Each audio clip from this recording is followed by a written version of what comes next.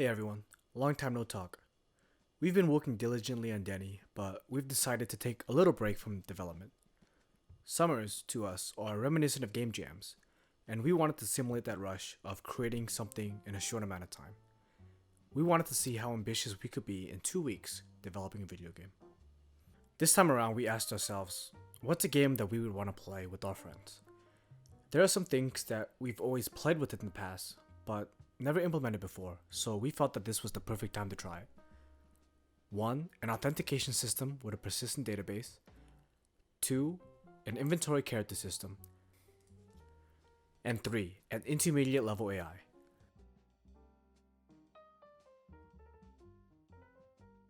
We ended up using PlayFab services to handle authentication and persistent data. We wanted to also familiarize ourselves with UE4 C++, so for the inventory system, we opted to code it mostly in C++. For the AI system, the enemy can detect the player through sight, damage, and gunshot sounds. We had player stealth approaches in mind for the design. The player can study enemy patrol routes to get the jump on the enemy or completely avoid them altogether. An important design decision that we made was giving the enemy projectile weapons instead of hitscan weapons. We found it more enjoyable with counterplay around enemy attacks, considering that it seemed like hitscan weapons with an AI seemed more dependent on whether or not the AI hit their shots or not. With the projectile, players could visually see what could hit them and maneuver around the projectile.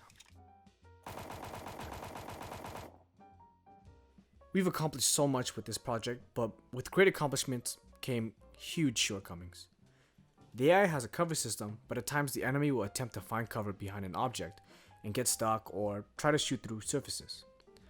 We had a plan to initially implement at least 10 maps, with a multitude of weapons and armor, but we ended up getting bogged down with the framework.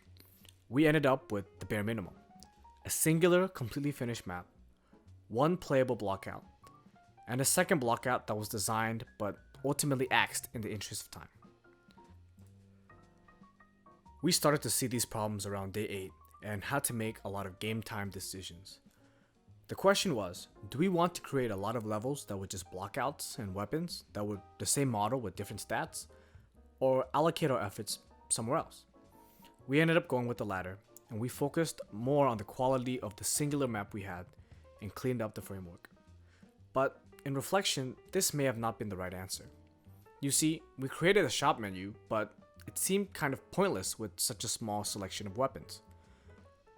We created a system where the map would have modular team spawns and item supply drops, but with one map and none of these things in that map. Designing and implementing these things were a waste of precious time. Not to mention that stealth seemed kind of difficult with the lack of map variability. Armor in the end became purely cosmetic, which actually hindered our progress. You see, the framework was already built to have equipping, unequipping, and armor bonuses, but because the framework was built with this in mind, and we only had 2 armor sets, one for the AI and one for the player, we found a lot of bugs pertaining to giving the AI its respective armor set. But the shortcoming that hurt the most for me personally was the removal of a progression system. We wanted to create a game that we could play with our friends, and with that should come some sort of replayability.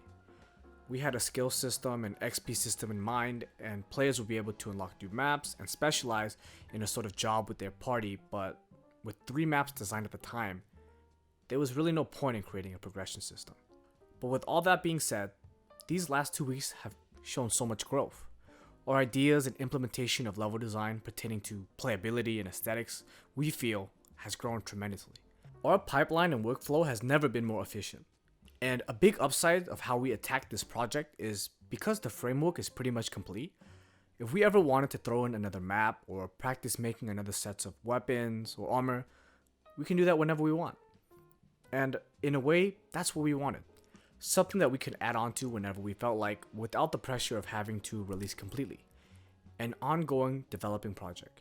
This is a game that we'd want to play with our friends. And we believe that you, our supporters, are our friends. So the download will be available for free on our itch.io page.